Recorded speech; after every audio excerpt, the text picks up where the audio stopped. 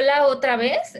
Vamos a continuar el tema de diarrea. En esta ocasión pues ya platicamos un poquito sobre todas las generalidades, sobre cómo es el abordaje diagnóstico pues integral, ¿no? Cómo lo vamos a dividir entre invasora, no invasora y más o menos las pautas de tratamiento, ¿no? Recordando bien importante que solo tratamiento antibiótico lo vamos a utilizar en diarreas invasoras, ¿no? Cuando sospechemos un agente bacteriano o algún agente parasitario. Realmente para todas las demás diarreas, que son la mayoría, la gran mayoría, son de etiología viral y no vamos a requerir ningún tipo de tratamiento, ¿sale? Nos quedamos hasta el momento de Shigella y ahorita pues vamos a continuar con Salmonella, ¿sale? En cuanto a la Salmonella, pues recordar principalmente que son dos especies, la Salmonella entérica, la cual tiene a su vez 6 subespecies, y la Salmonella bungori, ¿sale? Hay varios serotipos, se clasifican pues por letras O, A y E, y de esas hay más de 2.500 serotipos. Los reservorios posibles o potenciales, pues también no solamente es el humano, también son aves, mamíferos, reptiles y anfibios. Entonces también es importante a veces tenerlo como consideración, por ejemplo, algún paciente que tenga alguna mascota o veterinarios, ¿no? Pueden estar expuestos a este tipo de agentes infecciosos. El periodo de incubación pues va más o menos de 6 a 48 horas, hasta 7 días, dependiendo de la subespecie que estemos platicando. Y en la fiebre entérica, que es una de las manifestaciones clínicas de este agente etiológico, el periodo de incubación puede ir hasta 14 días, ¿no? Recordar que la fiebre entérica, pues estamos hablando de un cuadro ya más subagudo, más o menos 2, 3 semanas de evolución. En cuanto a las manifestaciones, pues pueden presentar gastroenteritis con manifestaciones de diarrea. Esta es la Salmonella no tifi, principalmente la que puede presentar más diarreas a comparación de la tifi. La gastroenteritis se va asociada de cólicos o dolor abdominal y fiebre. La afectación donde más está a nivel de intestino es en el segmento distal del intestino delgado, así también como colon. Puede cursar con bacteremia sostenida e intermitente, y esto es lo que podría o no ocasionarnos esta fiebre que podemos encontrar, ¿no? Los serotipos son, ya los dijimos, TIFI, para TIFI A, para TIFI B, y raramente algunas veces puede llegar a presentarse para TIFI C. Causan fiebres entéricas o fiebre tifoidea. Realmente, o sea, en general las fiebres entéricas se dividen en tifoidea o paratifoidea. Las pueden encontrar como sinónimos en algunas literaturas.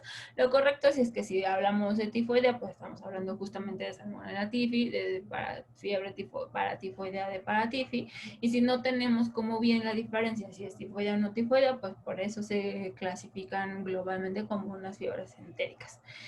Este cuadro, pues como ya su nombre lo dice, que causa fiebre, síntomas generales, puede haber dolor abdominal, hepatomegalia, esplenomegalia, algunas alteraciones o lesiones dérmicas, ¿no? O sea, también pueden ser característicos. Esto se refieren como algunas máculas, ¿no? Rosadas o purpúricas.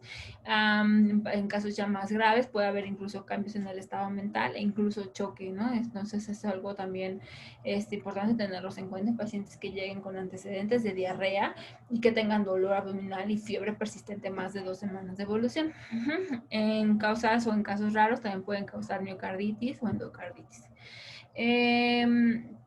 Dentro también para su método diagnóstico, pues es recordar que es una diarrea invasora, aunque hay muchas veces que en niños o en adolescentes pueden también cursar, aparte de o sea, que tengan la fiebre, el ataque de estado general, las alteraciones térmicas, en lugar de diarrea, sino con estreñimiento, ¿no? El método, pues, de elección, pues, en pacientes que tienen estas fiebres entéricas, pues va a ser algún estudio o un cultivo de medio sanguíneo, ¿no? Ya sea hemocultivo o mielocultivo. Obviamente el mielocultivo va a tener una mejor sensibilidad, incluso hasta el 90%, por la fisiopatología de este agente, ¿no?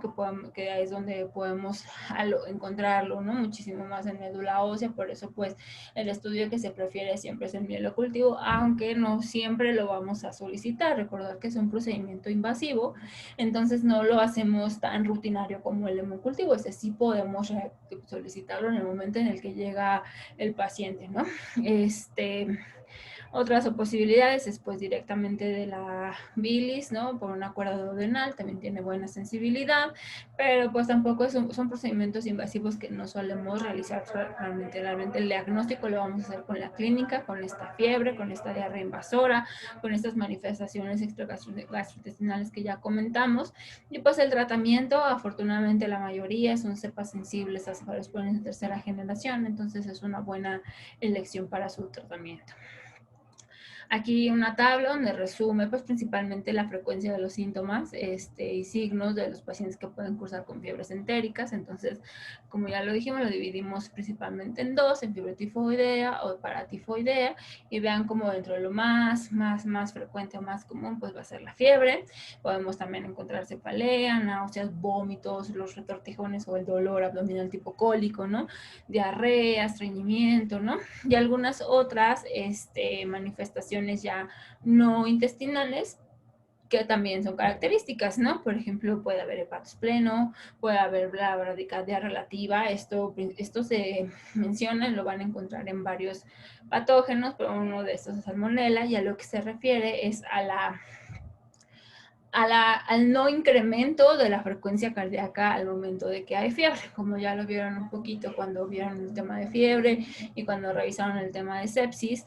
Parte de la respuesta del organismo hacia un proceso infeccioso es generar fiebre, y al momento de haber fiebre puede incrementarse la frecuencia cardíaca, incluso más de 10 latidos por cada grado de temperatura que se incrementa, ¿no? Eso es lo que nosotros normalmente esperamos en cualquier persona, tanto niños como adultos. Pero cuando no pasa este incremento con la fiebre, es a lo que hablamos de una bradicardia relativa, ¿no? Otros datos ya muchísimo más raros, epistaxis e incluso meningismo, como en el caso de la shigellosis.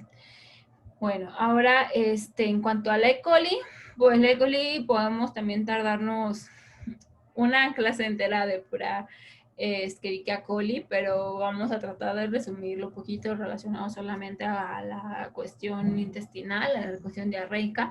Es un anaerobio facultativo, es el más abundante de la microbiota humana del colon junto con los anaerobios. Típicamente coloniza pues todo el tracto gastrointestinal pocas horas después del nacimiento. Recordar que el momento de la colonización de esta enterobacteria es pues por el canal del parto. Las mamás normalmente están colonizadas por esta gente, y el bebé desde esas etapas adquiere esa colonización, ¿no? Entonces, vive con nosotros desde que nacemos. Obviamente puede haber menos riesgo de colonización en pacientes que nacen por cesárea, pero igual se catalogan como colonizados, ¿no? Es un comensal, no es un parte de la microbiota habitual, interactúa con el huésped de una manera pues beneficiosa, como ya hemos comentado los beneficios de la microbiota. Sin embargo, hay ciertas cepas de E. coli que pueden adquirir ciertos factores de virulencia o ciertos atributos de virulencia, y que esto puede generar alguna enfermedad, o que haya una disbiosis intestinal por alguna situación, por algún proceso inflamatorio, por una utilización de antibióticos justificados o no, pero la utilización de antibióticos, y que esto genere pues al haber la disbiosis hay una mala regulación en la microbiota, y entonces estas cepas E. coli que tienen ciertos factores de virulencia pues ya podrían, ¿no?, ocasionar la enfermedad, ¿no? Pues hay varias cepas, ¿no? La enterotoxigénica, enteroagregativa, la enteropatógena, la enterohemorrágica, y pues cada una, como su nombre lo dice, pues va a tener su potencial o su posible mecanismo de acción, ¿no? Invaden el epitelio, ¿no? Como las invasivas, con las que tienen la toxina tipo Shiga. Pueden hacer cuadros sistémicos, por ejemplo, parecidos al urémico hemolítico que vimos también con shigellosis. Pueden también tener adhesión, ¿no? O sea, adherirse al epitelio intestinal, y esto ocasionar un borramiento del borde del cepillo, como lo platicamos poquito cuando mencionamos rotavirus, ¿no? Al momento de adherirse la bacteria directamente al intestino, eso borra todas las microvellosidades y altera todo el mecanismo de absorción, ¿no? Y pues hay algunas otras que también tienen ciertas toxinas que inducen un estado secretorio, o sea, como alteran todos los canales de sodio, todos los canales de cloro, ¿no? Y esto hace que pueda haber también una diarrea secretora como la de tipo cólera. Hablando de la Escherichia coli enteroinvasiva, con esas pues, siglas, ¿no? Por su nombre en inglés. El periodo de incubación suele ser de 2 a 3 días y esto tiene la capacidad invasora, como su nombre lo dice, mediante la prueba de, pues esta prueba de en cobayas, pero pues es una capacidad invasora directo al epitelio intestinal, ¿no? Suelen ser no móviles, están relacionados antigénicamente con Shigella, como por el mecanismo de acción que genera, que ya la vimos también, ¿no? Entonces hay varios serotipos, realmente no, tampoco es la finalidad que se aprendan uno por uno, pero sí para que los conozcan, ¿no? Toda la cantidad que hay, obviamente pues mucho depende de la zona endémica de la que estemos hablando, mucho depende también de los ciertos factores de virulencia de per se de cada una de las cepas. Luego la E. coli enterohemorrágica, también algo, son las más conocidas, son por los serotipos O157, otras incluyen esos serotipos que también están descritos en esta lámina, y pues esto de la O y la H pues significa más que nada pues ciertas estructuras, ¿no? De la E. coli, pues eso parte de la nomenclatura de la que estamos tratando, ¿no? Su incubación suele ser de 3 a 4 días, tras la ingesta de alimentos o agua contaminada. Estos son de los agentes que nosotros normalmente encontramos cerca de la agua sucia o cerca de pacientes que no tienen una accesibilidad para agua potable, y también el ganado es un principal reservorio de ese microorganismo, entonces es importante tenerlo, ¿no? La unión del microorganismo es mediante su receptor TIR. Esta unión es necesaria para producir la unión de la actina de los pilares bajo las bacterias limítrofes. Entonces también es una bacteria que requiere cierto grado de adhesión, ¿no? Como algunas otras que estemos hablando. También produce estas toxinas tipo Shiga, tanto la 1 como la tipo 2, ¿no? Y esta coli enterohemorrágica es la segunda causa más asociada al síndrome hemolítico urémico, ¿no? Otro factor de virulencia, algunas otras flagelinas, algunos otros mecanismos que ayudan a activar la señalización inflamatoria en las células y que esto desencadena toda la cascada inflamatoria en la pared intestinal. La E. coli enterotoxigénica causa una diarrea por secreción de toxinas. Los atributos clave de esta virulencia pues incluyen adherencia al epitelio como las anteriores, ciertos factores de colonización y elaboración de enterotoxinas como la toxina termolábil y la toxina termoestable. Estas cepas también pueden expresar una toxina tipo 1 que es estable al calor enteroagregante, y también algo característico, algo que es importante mencionar, que si tiene una toxina similar a la toxina del cólera, las toxinas lábiles al calor, pues van a provocar aumentos en la secreción de cloro, y esto hace que se libere toda una activación del AMP cíclico, y esto hace que haya una liberación profusa de líquido a nivel intestinal y genera la diarrea, ¿no? La E. coli enteropatógena es una causa importante de diarrea acuosa, principalmente en pediatría, más que en adultos, a menudo acompañada de fiebre y vómito, ¿no? Esta E. coli pues codifica ciertos factores que hacen o que tienen la característica de fijar y borrar las microvellosidades en la superficie epitelial. Esto donde llega la unión bacteriana, ¿no? La diarrea puede ocurrir, es una diarrea muy aguda a comparación de las otras cepas que tienen un periodo de incubación un poco más prolongado. Esta puede ocurrir incluso 3 a 4 horas después de la ingestión de los microorganismos. La diarrea por esta cepa es un proceso pues multifactorial, incluye varios factores que alteran la permeabilidad paracelular, ¿no? Dentro de las comunicaciones de una célula a otra, y esto causa, por el solo hecho de abrir esas brechas, pues una liberación también importante tanto de electrolitos como de agua. Y aquí más o menos viene representada la fisiopatología, ¿no? Tampoco la finalidad del todo, pero vean cuánta alteración hay o cuántos efectos tiene esta E. coli para producir la diarrea, ¿no? Entonces hay alteraciones en los receptores o en las bombas de glucosa, ¿no? Hay alteraciones en las bombas de sodio, hay alteraciones en las bombas de cloro, hay alteraciones también en otras factores de proteínas, y entonces todo esto, aparte de generar una cascada de inflamación a nivel intestinal, también va a generar una gran liberación de hidrogeniones, de sodio, de cloro, de glucosa, que también puede también eso generar una parte de la diarrea. Bueno, dentro de la E. coli enteropatógena, entonces ya vimos que esto ocasiona una alteración en el transporte del agua, hay una modulación en el transportador de butirato y serotonina, esto ocasiona una alteración en el transporte de sodio y cloro y pues, la disrupción de las uniones celulares. Y aquí pues la unión de todas las E. coli que podrían ocasionarnos diarrea, ¿no? Está la enterohemorrágica, la enteropatógena, enterotoxigénica, enteroinvasiva y enteroagregativa, ¿no? La epidemiología, pues son diarreas endémicas, ya lo dijimos y lo mencionamos en otra plática, depende mucho de la zona de la que estemos tratando, ¿no? Hay zonas donde pueden ser más prevalentes unas que otras, pero chéquense cómo hay aquí algunas E. coli que pueden ser causantes de diarreas no invasoras y causantes de diarreas invasoras.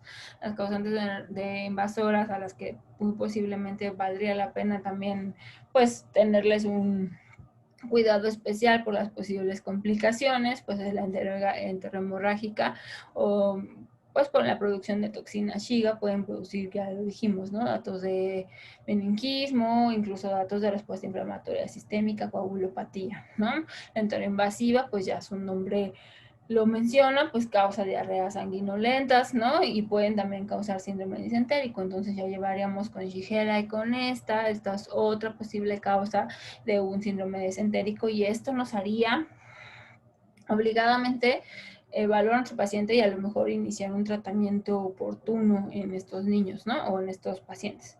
Y la E. coli enteroagregativa, pues normalmente acuosa, pero algunas veces dependiendo de la lesión y que esta lesión cause cierta alteración a nivel epitelial, pudiera también causar alguna presencia de sangre en las evacuaciones, ¿no? Esto es lo mismo, es el mecanismo patogénico de la diarrea por E. coli, ¿no? Como ya lo vieron, pues hay muchos, o sea, afortunadamente con toda la cuestión de la biología molecular hemos podido también descifrar, ¿no? Bien cuáles son los códigos, dónde están las alteraciones, para que sepamos, ¿no? O sea, cuál es fisiopatológicamente, cuál es el tratamiento, cuál es la causa de la diarrea. Entonces, es muy interesante, no pretendo que se lo aprendan todo como tal, pero para que lo conozcan y vean hasta qué punto ya tenemos más documentado, ¿no? Toda la cuestión genética de las bacterias. Aquí la continuación.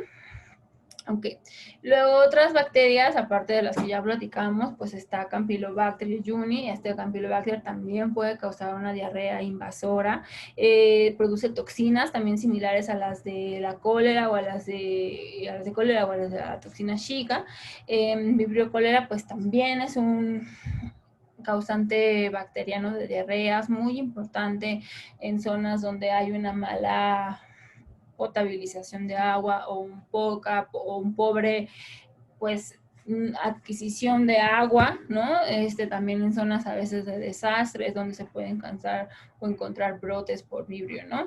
Esta toxina pues altera la zónula ocluyente del epitelio intestinal, tiene una acción citolítica hemolítica y causa la diarrea que la vamos a estar describiendo como agua de arroz, que también es algo súper característico. Esta diarrea es de notificación epidemiológica obligatoria. ¿Por qué? Porque nos marca hacer obligadamente un estudio epidemiológico para buscar más casos. Normalmente se presentan por brotes. Afortunadamente en México no es algo tan habitual. Sí llegamos a tener ciertos, a veces, detecciones, pero no estamos en una zona endémica de vibrio y cólera. ¿no? En cuanto a Campylobacter, pues recordar que son bacilos gram negativos, móviles. Hay 25 especies, aunque dentro de las principales, pues Campylobacter jejuni es la más habitual, ¿no? Recordar que esta bacteria puede vivir en el aparato digestivo del huésped durante mucho tiempo, puede colonizar, ¿no? También no necesariamente ser parte de la microbiota, pero sí puede estar, pues, durante algún tiempo colonizando este lugar. Puede causar en ocasiones infecciones intestinales, en ocasiones infecciones sistémicas y está asociado a la ingesta de aves de corral mal cocidas, agua no tratada y leche no pasteurizada, de ahí a que se le llame o que sea de los principales agentes etiológicos de la diarrea del viajero, ¿no? Son pacientes que normalmente viajan de un país desarrollado a un país en vías de desarrollo y pues al tener estos factores de riesgo, ¿no? Y ellos no, pues, o sea, exponerse a esto, pues pudieran infectarse. La incubación va de 2 a 5 días. La enteritis, lo que ocasiona es una enteritis, o sea, una inflamación en el intestino, es ocasionada por una transmisión fecal oral. La dosis para causar enfermedad, hablando de la dosis infecciosa, realmente es variable, pero puede ser también muy pequeña, como por ejemplo en Shigella, como por ejemplo en Salmonella, o puede tener un poco más de inóculo, pero realmente como ya vean, con de 5 a 8, de 10 a las 2 células pudieran causar la enfermedad, ¿no? Produce un cuadro de dolor abdominal. El dolor en los pacientes como intenso, fiebre, inflamación intestinal aguda, y esto puede ocasionar una diarrea acuosa en casos no tan graves, hasta un encuadro disentérico y francamente moco y pus en la sangre, ¿no? O sea, causa mucha inflamación a nivel intestinal y esto ocasiona una enteritis pues generalizada y el cuadro disentérico como consecuencia, ¿no? También se ha asociado a artritis reactivas, ¿no? Posteriores al proceso infeccioso y es uno de los principales agentes asociados al síndrome de Guillain-Barré. Entonces, cada vez que haya un paciente, de hecho, a lo mejor ya lo verán cuando empiecen a estar en el internado, ¿no? Y les toque ver pacientes con síndrome de Guillain-Barré, les tocará hacer todo el estudio epidemiológico para el Guillain-Barré y verán que una de las patógenos que siempre buscamos y más si tienen el antecedente de diarrea es Campylobacter, ¿no? Está muy asociado a la presentación de Guillain-Barré. La mayoría de los pacientes con enterocolitis no se ha visto que se obtenga beneficio alguno del tratamiento antibiótico. Es muy debatible si darlo a todos o no, ¿no? Habrá personas que sí se les indiquen, ¿no? Y a lo mejor vale la pena en pacientes con enfermedades graves, en pacientes donde ya tenemos francamente un síndrome desentérico, donde tenemos sangre, moco en las evacuaciones, fiebre, dolor intenso, ataca al estado general, ¿no? Entonces, en esas situaciones yo creo que sí valdría la pena dejar el manejo antibiótico. El tratamiento de elección es la eritromicina o ciprofloxacino. Terminan siendo los fármacos de elección, ¿no? Incluso la eritromicina a veces puede causar mucha irritación gástrica, tiene otros efectos adversos, entonces podríamos dejar algún otro macrólido, ¿no? Citromicina, por ejemplo, podría ser, ¿no? En adultos está bien fija, ¿no? Ese tratamiento, entonces igual podríamos dejarlo, ¿no? Para pacientes ya con cuadros más graves o pacientes inmunocomprometidos. Ahora, Vibrio cholera es también un tema grande, solamente lo vamos a mencionar, ¿no? Delante que deben de saber que es una causa afortunadamente no tan frecuente, pero potencialmente grave, potencialmente mortal por la diarrea tan profusa que produce, ¿no? Entonces, este es un bacilo gram negativo también, móvil, curvo o en forma de coma, lo van a encontrar. Hay más de 200 serotipos actualmente documentados, y de esos el O1 y el OC39 son los que producen la toxina, ¿no? De ahí se van a dividir en dos biotipos, el clásico y el TOR, y dos serotipos también, Okinawa y Inaba, ¿no?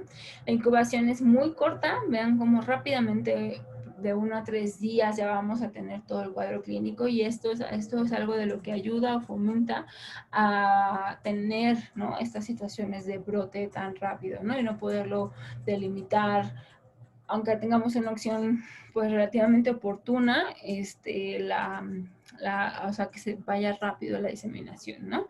El tratamiento, pues principalmente doxiciclina, citromicina, ciprofloxacino, dependiendo mucho de la edad, pero en general pacientes adultos la doxiciclina es el tratamiento de elección y tendríamos que iniciarla ante cualquier paciente con sospecha, o sea, no esperarnos al cultivo o no esperarnos a ningún otro método diagnóstico. Son pacientes que refieren a las evacuaciones como agua de arroz, son evacuaciones abundantes, líquidas, y que comprometen rápidamente el estado general del paciente. Entonces, ante un paciente así, no nos vamos a esperar, le iniciamos el tratamiento. Tiene varias toxinas, la más importante de ella va a ser la toxina colérica, es una subunidad A, bueno, esta subunidad A está unido a un anillo de las subunidades B y pues básicamente estas dos se unen para la producción o para la patología o la patogenicidad de esta enfermedad, ¿no? Esto lo que hace básicamente es que terminan de regular el adenoato ciclasa, resulta en la producción de MP cíclico y esta producción elevada de MP cíclico va a generar toda la cascada para la diarrea. Entonces aquí está esquematizado, ¿no? Tenemos aquí vibrio a nivel de la luz intestinal, igual está la toxina colérica, ¿no? Esto va a estimular varios bombas, ¿no? Ven cómo inhibe la absorción de sodio, entonces el sodio queda intracelular, lo que hace que haya una mayor acordar que el sodio y el agua siempre van juntos, ¿no? Entonces, al haber mucho sodio intracelular, pues eso genera que se libere agua y genera la diarrea acuosa que tenemos, ¿no? También va a haber una liberación activa de cloro, va a haber una absorción inhibida de cloro, ¿no? Y vean cómo también hay alteraciones en las comunicaciones intercelulares y que esto también va a ocasionar la liberación por aquí de líquidos y de solutos. Entonces, todo esto ocasiona la diarrea tan profusa que presenta Vibrio cholera. También codifica varias proteínas o varias toxinas que van a modular la secreción de iones y perturban la función de la barrera y por tanto causan la diarrea masiva que estamos comentando, ¿sale? Hay ciertas toxinas, ¿no? Estables también que terminan activando ciertos genes o ciertos receptores, como ya lo vimos en la imagen en la previa, por ejemplo el CFTR, ¿no? Que está asociado también a la fibrosis quística y lo que hace pues es que hay una inhibición de la absorción normalmente de cloro y entonces pues también incrementan los niveles de cloro a nivel intracelular, intraluminal, ¿no? Ahora, en cuanto a los virus, pues realmente hay muchísimos, ¿no? Pero yo creo que el principal que tenemos que mencionar, pues es rotavirus, ¿no? O sea, este virus es un virus de RNA de doble cadena, no encapsulado, pertenece a la familia Reoviridae. Hay varios grupos que van desde la A a la H. Este es el principal agente que puede afectar a las células, a las microvellosidades del intestino delgado, ¿no? Al ocasionar esto, hay una disminución de la absorción o disminución de la actividad habitual del epitelio, lo que produce una inflamación, una diarrea acuosa y esto pues una inflamación significativa a nivel intestinal, ¿sale? Hay varias proteínas que se codifican con ese ARN, tanto estructurales como estructurales y esto en general lo que sirve es para la replicación del virus dentro de la célula. Es principalmente o es el principal agente a considerar en una diarrea en menores de 1 año, ¿no? En menores lactantes, siempre el primer agente que vamos a sospechar en una diarrea no invasora, o sea, sin moco, sin sangre, siempre considerar rotavirus, ¿no? Independientemente del esquema de vacunación. Como ya lo hemos mencionado varias veces en la sesión previa, lo que genera la vacunación, que es muy importante, hemos visto una disminución de la gravedad de los cuadros, ¿no? No evita que a lo mejor pues el bebé se pueda infectar por rotavirus, pero lo que hemos visto es que las diarreas terminan siendo diarreas leves, ¿no? Entonces, siempre considerarlo, ¿no?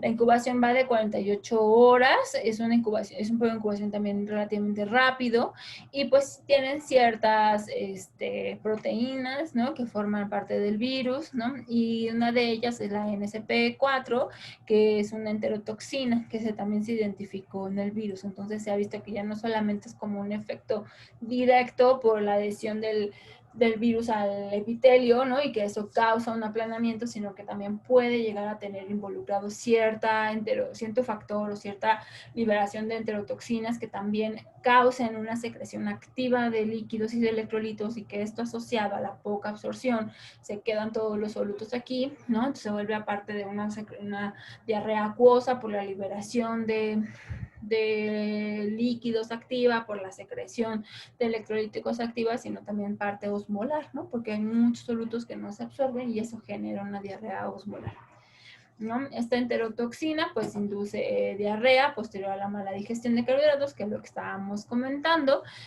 una disminución de la absorción de agua, hay aumento en los canales de calcio, aumento en los canales de cloro, y pues esto también produce un cierto componente secretor, ¿no? Algo importante que comentar aquí es que esta intolerancia a los carbohidratos, principalmente a la lactosa, es uno de los mecanismos principales que también causa diarrea. O sea, el quedarse todos esos solutos aquí jala el agua y libera toda la luz intestinal, toda esa cantidad de agua, y por eso está también tan profusa esta diarrea, ¿no? Esta intolerancia a la lactosa es momentánea mientras está el efecto directo del virus sobre la célula, pero una vez limitada la enfermedad, pues no habría ningún problema para la absorción. O sea, no hay una falta de enzima en el cuerpo, ¿no? O sea, realmente pueden absorberla bien y pueden sintetizarla bien, entonces no tendríamos por qué. Y es algo bien, bien frecuente. Hay muchos pacientes que quedan marcados con ser intolerantes a la lactosa después de un evento de infección por rotavirus, ¿no? Entonces, eso es importante tenerlo en cuenta para explicárselos bien a los papás. Algo también importante de esta infección es que son diarreas que suelen durar más aproximadamente entre 7 a 10 días, pese al manejo correcto, pues. Y es algo también importante explicarle a los papás, ¿no? O sea, no se va a quitar de un día para otro. Sí se autolimita, como todas las infecciones intestinales virales, sí se autolimita, pero no en 2 días, ¿no? Entonces es importante por eso tener un buen esquema de hidratación y explicarles bien a los papás, ¿no? Entonces aquí en el esquema, pues básicamente vemos al virus como llega directamente al epitelio, ¿no? Fíjense, y esto causa un aplanamiento de las microvellosidades, y como ya lo dijimos, encontramos cierta liberación de exotoxinas que van a ser tanto en los canales de calcio como en los canales de cloro una afectación, y va a haber liberación de ciertos electrolitos. Al no sintetizarse los carbohidratos, pues esto también va a generar un efecto.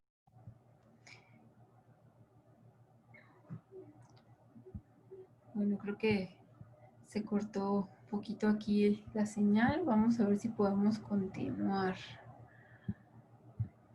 de donde estábamos. Entonces, estábamos platicando poquito del rotavirus, ¿no? Recordando cómo es el efecto directo del virus sobre las microvellosidades, y que también tienen una parte de exotoxinas que pueden hacer la liberación o la secreción activa de electrolitos. Esto asociada a que no se absorben bien principalmente los carbohidratos y genera una diarrea tanto osmolar como secretora, ¿no? Pues ya lo dijimos, hay movilización de calcio, movilización de cloro, y pues realmente el tratamiento aquí no hay un tratamiento específico viral, ¿no? Eso es algo bien importante, son medidas sintomáticas, ¿no? Podemos dejar algo mejor, algunos probióticos que se ha visto que pueden limitar poquito los días de duración de la diarrea, pero aquí lo más importante va a ser la hidratación oral, ¿no? La hidratación tenemos que iniciar un esquema de hidratación adecuado, ¿no? Entonces, ¿cuándo lo vamos a dejar? Pues nosotros lo dividimos básicamente en tres, ¿no? Hay un plan A, un plan B y un plan C de hidratación. El plan A de hidratación lo utilizamos principalmente en pacientes que no están deshidratados, ¿no? Son niños que van a llegar a su consultorio y que los van a ver y están con buen estado, buena hidratación, las mucosas están bien hidratadas, tienen llanto con o sea, las lágrimas salen, o sea, si tienen lágrimas, la fontanela no está hundida, no se ve la piel seca, no tiene ningún otro dato, pues entonces a los pacientes les podemos dejar un plan A de hidratación.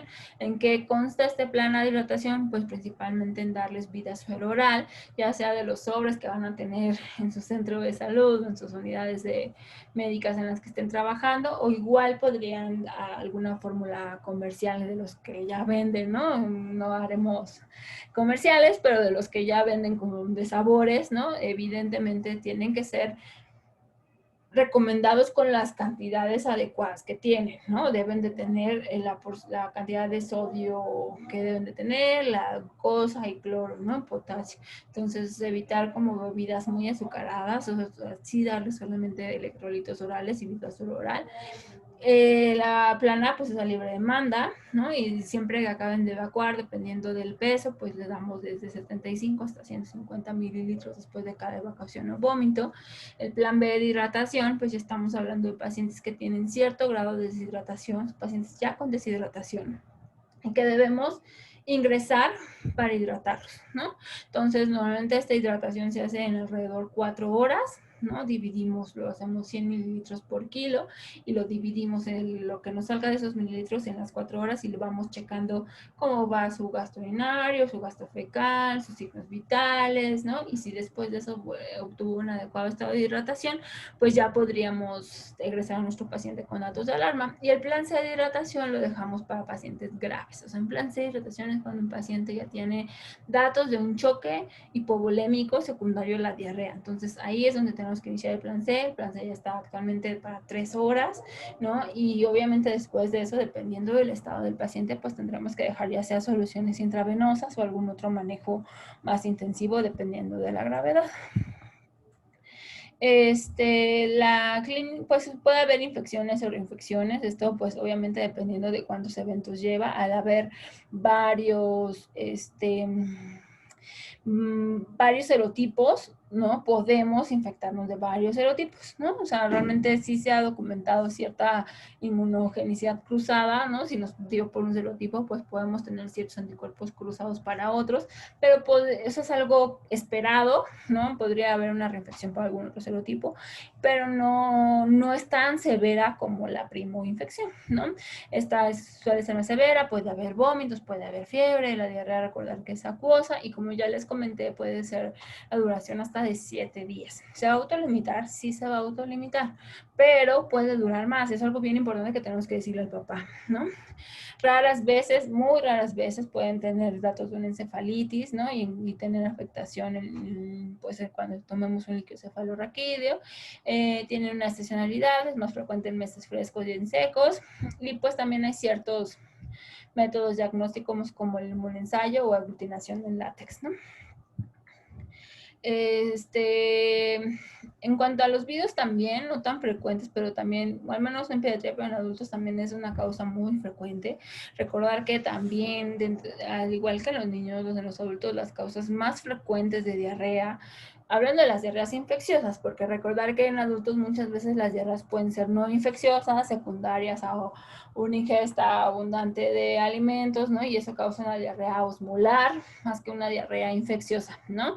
Pero bueno, hablando solamente de las cuestiones infecciosas, también están dentro de eso los norovirus, antes conocidos como virus Norwalk, que son de la familia Caliciviridae.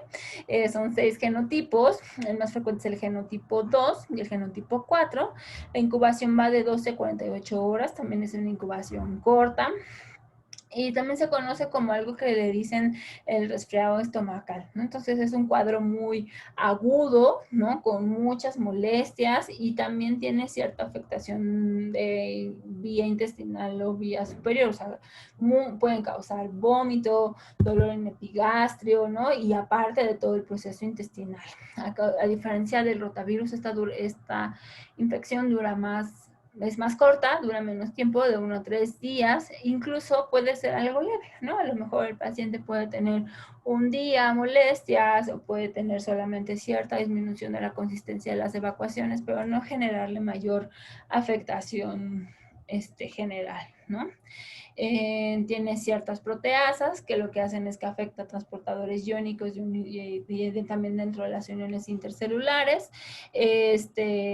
Tienen ciertas también proteínas que lo que van a hacer es que disminuyen la posibilidad de la absorción y ciertos disminuyes de niveles de cludina y claudina que también generan o ocasionan las diarreas, ¿no? Aquí pues nada más para que vean la disminución de las microvillosidades después de una infección, ¿no? Entonces normalmente tenemos cierta tamaño, ¿no? Y que es bien importante porque tanto los vellos como las piles o las vellosidades como las criptas son importantes porque en cada una de esas partes hay cierta absorción, ¿no? De algunos nutrientes o de algunas sustancias o de algunos electrolitos o algunos solutos, y en otros lados otra. Entonces, si se altera eso, se altera el tránsito de eso y no se absorbe nada y es lo que produce o perpetúa, ¿no? La diarrea. Ahora, en cuanto a los parásitos, digo, hay muchísimos más virus, pero creo que estos son los principales que comentar. En Tamoeba, pues incluye 6 especies que viven en el intestino humano. No todas son virulentas, eso es importante saberlo y es también como a veces tema de controversia, ¿no? Porque cuándo vamos a dar antiparasitario y cuándo no. Pero dentro de las que sí podrían causar afectación o infección, pues en Tamoeba histolítica, en Tamoeba dispar, y algunas otras cepas que no las encontramos aquí en México. Aquí en México principalmente son esas dos. Es más prevalente en personas con un nivel socioeconómico bajo, ¿no? En personas donde tienen cierta pues viven en zonas rurales, donde haya poca accesibilidad a servicios básicos, ¿no?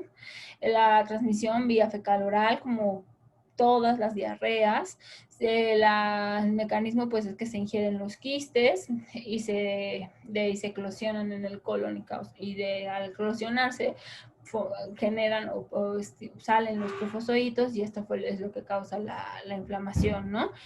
Una vez que nos infectamos o que lo tenemos, pues se pueden excretar los quistes por años y la incubación va de 10 a meses, ¿no? Incluso hasta años. Lo más frecuente o el promedio es de 2 a 4 semanas.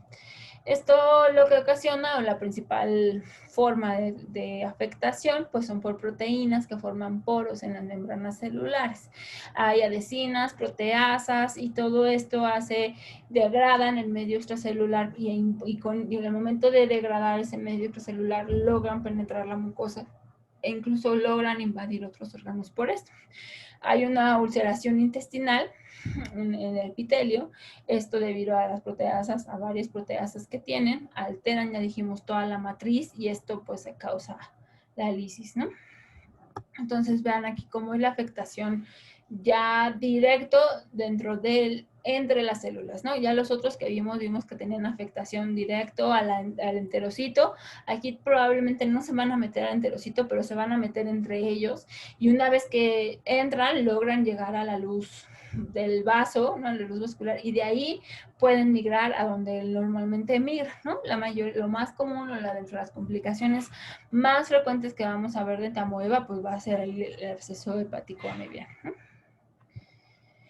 El cuadro clínico pues va a ser el dolor tipo cólico, la diarrea acuosa o emética por toda esta lisis que hay a nivel de la mucosa, ¿no? A lo mejor no entre la célula, pero sí entre las células y eso causa una inflamación y una lisis muy, muy, muy importante. Entonces por eso puede haber la diarrea hemática. Y también algo importante es que empiezan, al ser ese tipo de diarreas, ya no estamos hablando de una diarrea aguda, sino una diarrea diarrea subaguda o crónica. Entonces, si hay una pérdida importante de peso, los pacientes pueden encontrarse con anemia. Entonces, también es importante que cuando sospechemos un entamoeba y si el paciente tiene palidez o algún otro dato que nos haga sospechar un síndrome anémico, tomarle una biometría hemática. Algo bien importante, ya lo dijimos, puede migrar a hígado y es el principal agente parasitario que causa afectación, ¿no? De un absceso hepático amebiano, ¿no? Entonces, bien importante siempre tenerlo en cuenta y más si el paciente después de este evento de diarrea, a lo mejor se tomó algún medicamento, se lo recetaron o algo y medio parcialmente mejoró, pero empezó con dolor, fiebre, ¿no? O sea, hepatomegalia, hepatalgia, entonces ahí estamos obligados a sospechar en este agente. El ciclo infeccioso o el ciclo de vida, pues es una vez que nosotros ingerimos los quistes maduros, los ingerimos, eclosionan en el colon, ¿no? Que son estas flechitas como rositas. Eclosionar quiere decir que se rompen estos quistes.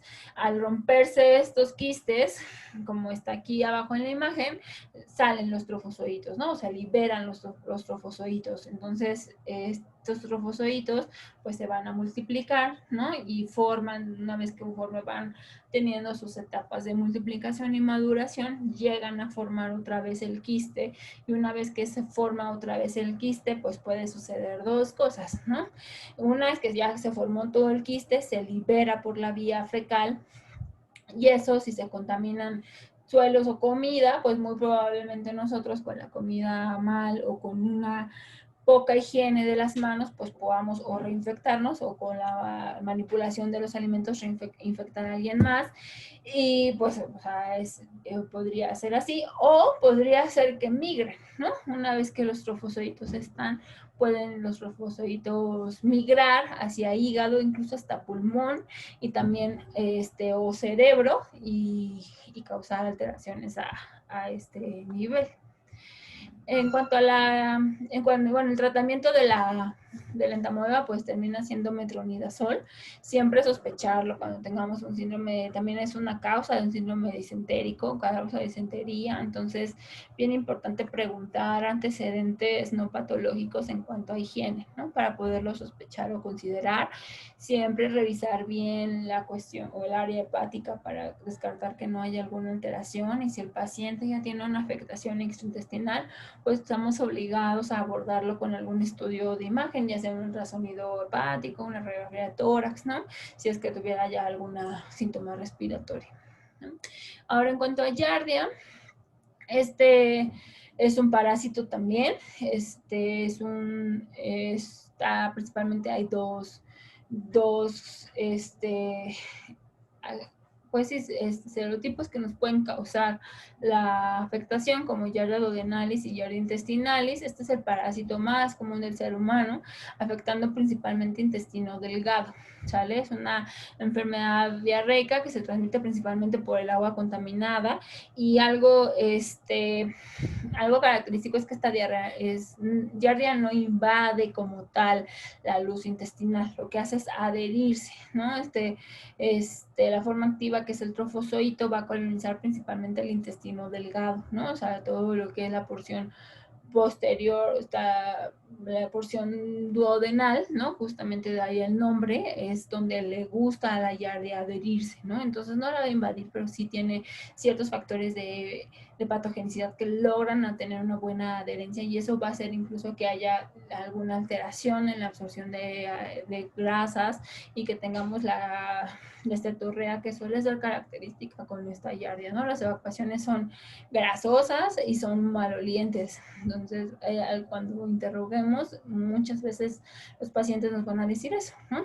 Y ya con eso es una diarrea también subaguda, es una diarrea crónica y con esto nos tendríamos que dar como el tip de que puede ser por aquí porque también va a requerir manejo antiparasitario, ¿no? Ok, realmente puede presentarse en cualquier época del año, aunque se ha visto mayores brotes en verano y otoño. Hay muchos también reservorios animales, pero lo más común en la transmisión es fecal oral, ¿no? Igual, y también por el agua contaminada. Entonces eso es bien importante tenerlo en cuenta. La incubación va de 1 a 3 semanas. Y la prueba directa de anticuerpos fluorescentes, pues es la que tenemos ahorita de elección para esto, ¿no? El tratamiento es el metronidazol de 5 a 7 días. También se pueden hacer coprocitoscópicos y encontrar los trofozoitos de Giardia. Aquí hay algo importante en cuanto al coprocitoscópico es que sí tenemos que hacerlo en la serie de 3. ¿Por qué? Porque no siempre se liberan estos trofozoitos, ¿no? Entonces, puede ser que a lo mejor en una muestra no la encontremos y eso no descartaría nuestro diagnóstico si tenemos toda la clínica sugestiva de Giardia. Entonces, por eso requerimos la serie de 3, ¿no? Para poderlo nosotros evaluar y en algún punto de esos días va a haber liberación y podremos documentar nuestra infección. El tratamiento de elección metronidazol de 5 a 7 días, aunque también podemos dar otras terapias, pero pues el metronidazol ha tenido buena efectividad. Como ya les mencioné, el riesgo importante pues es la mala absorción, principalmente de grasas, aunque también puede haber otra alteración de electrolitos, alteraciones también en las uniones estrechas intercelulares, pero no es tan citotóxico como otros agentes, ¿no? Se adhiere muy bien al epitelio intestinal, pero no lo daña tanto como otros agentes, ¿no? Entre 50 y 75% de las personas pueden tener una manera sintomática o cuadros muy, muy leves, ¿no? A lo mejor incluso son pacientes que llegan por pérdida de peso, ¿no? En pediatría pueden llegar por falla de medro, ¿no? Son pacientes que los abordamos por cuando vemos que tienen un retraso en el crecimiento o en el crecimiento ponderal, ¿no? Cuando llegan a presentar síntomas, hablamos de una diarrea infecciosa pues aguda, pero la más común ya es una diarrea crónica o subaguda, ¿no? A lo mucho, las deposiciones o las evacuaciones se reportan fétidas, es algo muy, muy, muy característico, siempre importante considerarlo, ¿no? Flatulencia, heces con grasas, ¿no? Fiebre, vómito y pérdida de peso también siempre nos debe sospechar en Giardia. Y bueno, el ciclo de biológico de la Giardia, pues vamos a ingerir los quistes, ¿no? Una vez que ingerimos los quistes, pues a nivel de duodeno, ¿no? Yeyunio, ilion, pues también podemos tener cierta afectación, pero principalmente es en la porción también del duodeno.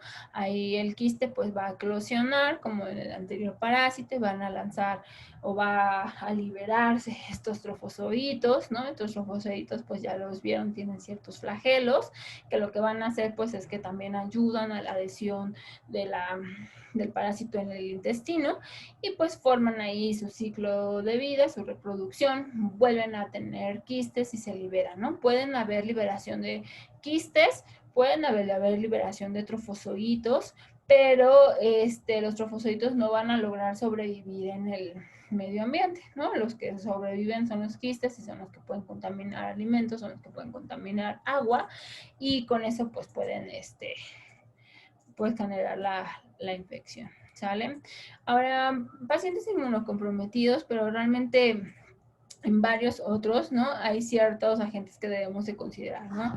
Clostridium difficile, ahora actualmente, o bien dicho, Clostridoides difficile, este germen, pues es, como ya les comenté un poquito, o comentarles, sería importante decirles que es una causa habitual de infección post-antibiótico, ¿no? O sea, actualmente antes creíamos que solo los incomprometidos, después consideramos que era una diarrea nosocomial, ¿no? O sea, solamente en el hospital se daba, ¿no? Y actualmente lo que hemos visto, y más en pacientes adultos, es de que es una causa común de diarrea, incluso en pacientes que estuvieron con un manejo ambulatorio en casa, ¿no? Son pacientes que tuvieron una infección de la orina o tenían seguimiento por algo, fueron al médico por algo, le dieron tratamiento y después de eso empezaron con evacuaciones líquidas, verdosas, con mocos, sin sangre y eso nos debe siempre sospechar o hacernos sospechar en Clostridium, ¿no? clostridoides. También otros en los pacientes datos ya son muchísimo menos frecuentes en pacientes inmunocompetentes, pero pues alguna afectación parasitaria por isospora, cryptosporidium, a lo mejor alguna micobacteria, alguna micobacteria típica como la Mycobacterium avium, pero son muchísimo más raros, ¿no? En cuanto a Clostridium, Clostridioides difficile es la principal causa de, como les digo, de diarrea nosocomial y de colitis pseudomembranosa, pero ojo, no se queden solamente con la diarrea nosocomial. Yo creo que actualmente tenemos que considerarla también incluso en el medio comunitario. Incluso pueden llegar los pacientes con datos francos de un colon tóxico por clostridioides que vienen de su casa, ¿no? Entonces, es muchísimo más común en el hospital, eso es cierto, pero no es el único lugar donde lo vamos a encontrar. Ahora, produce toxinas, principalmente la A y la B, y lo que hace es que estas toxinas, pues, afectan principalmente el citoesqueleto celular, afectan los canales de iones y hacen una liberación también activa, ¿no? De electrolitos. Hay una inflamación, una activación de neuropéptidos que también van a causar una alteración en la motilidad intestinal, ¿no? Entonces aquí básicamente lo que vemos pues va a ser, ¿no? El agente en la pared luminal y vean cómo hay una liberación, ¿no? Aquí están las toxinas A y la B y hay una alteración también en las comunicaciones o en la unión de las uniones intercelulares. Esto genera una cascada importante de inflamación con interleucina 1, interleucina 6, factor de necrosis tumoral alfa. Esto atrae una gran cantidad de neutrófilos, de monocitos, ¿no? Y empieza a haber una liberación tanto de las células, hay lisis, hay necrosis, hay apoptosis de las enterocitos y esto va a generar toda esta pseudomembrana que le llaman, le dicen pseudomembrana, pues este es un diagnóstico más histopatológico, es lo que nos van a reportar a lo mejor en una colonoscopía, pero lo que es básicamente son todos los detritus y todas las células inflamatorias y todas las bacterias que están generando esa inflamación tan intensa. ¿No? El tratamiento, factores de riesgo para esto, ya lo dijimos, el tratamiento antibiótico número 1, siempre pensarlo cuando está un paciente que recibió antibiótico. Pacientes con algún dato de estreñimiento y que requieran enemas reiterados, pues obviamente por la manipulación. Se ha documentado y también se ha visto que el uso crónico de inhibidores de la bomba de protones puede predisponer, ¿no? La infección por clostridoides. Sonda nasogástrica, pues al tener una alteración, ¿no? Por este mismo pH gástrico, también puede ser un factor de riesgo. Pacientes con gastrostomía y pacientes con cirugía abdominal, ¿no? La incubación va de 5 a 10 días después del tratamiento antibiótico y es que es importante tener en cuenta que clostridoides también, al ser un anaerobio, también forma parte de la microbiota habitual de nosotros, ¿no? De hecho, los niños pueden estar más colonizados que los adultos, y al momento de que nosotros dejamos un antibiótico, ya lo dijimos, hay una disbiosis intestinal y esta disbiosis puede ocasionar que Clostridoides pueda, ¿no?, causar infección. Produce normalmente una diarrea acuosa, la verdad es que las diarreas son francamente líquidas, pueden tener fiebre, no es lo más habitual, pero sí tienen mucho dolor. Puede ser que se presente posterior al tratamiento o puede incluso estar hasta semanas después de una vez el esquema antibiótico, ¿no? Es algo que se ha visto. Las causas o las manifestaciones graves son datos de megacolon tóxico, inestabilidad hemodinámica y perforación intestinal, ¿no? El tratamiento de elección, pues todavía actualmente lo pueden encontrar como metronidazol. Lo ideal es que sea vía oral. Esto es en las formas leves o no graves. Cada vez, desafortunadamente, vemos pues más cepas que no responden, que generan cierta resistencia ya a este agente antimicrobiano y que necesitamos ya incluso dejar otras cosas, ¿no? El tratamiento ya, pues para ese tipo de pacientes o pacientes muy graves con datos de megacolon, con datos francos de choque, ¿no? Incluso, pues el inicio sería vancomicina. Obviamente debería ser vancomicina oral, aunque aquí en nuestro país no contamos con esa presentación, pero bueno, es lo que tendríamos que indicar. y pues incluso terapias combinadas, ¿no? Es lo que estamos dejando actualmente y ya incluso hay otros ya más recientes, otros ya más nuevos, ¿no? Y aquí ya por último, para terminar, una resumen pues de todas las enfermedades, ¿no? De todos los patógenos que vimos, ¿no?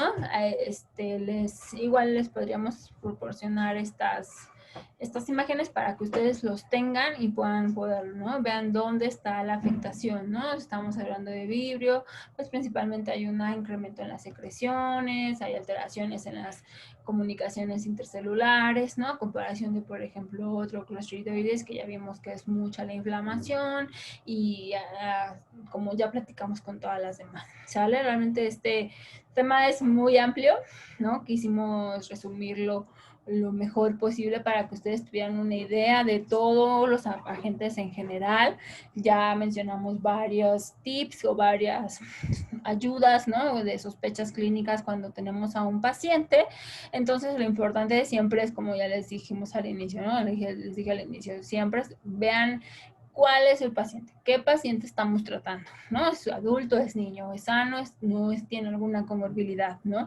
Y de ahí dónde vive, cómo vive, cuáles son sus factores de riesgo para ciertos patógenos, ¿no? Y ya después de eso su cuadro clínico, ¿no? Entonces, un paciente que viajó, entonces, si viajó, bueno, entonces estoy pensando en estas bacterias, ¿no? Nunca ha viajado, pero pues vive en el rancho último del cerro, no tiene agua, ¿no? Entonces ahí voy a sospechar en estos, o no, es un niño sano, se vacunó bien, es un cuadro agudo, acuoso, ¿no? Bueno, puedo pensar en rotavirus. Entonces, esto es bien importante. Siempre sitúense bien en el paciente, bien en su cuadro clínico y bien en los factores personales de cada paciente, ¿no? Por el momento sería todo de este tema.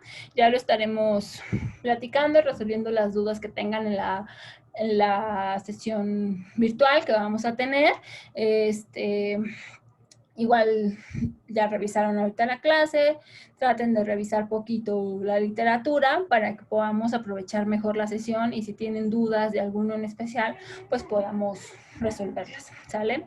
Nos estamos viendo en sesiones próximas y pues gracias por su atención.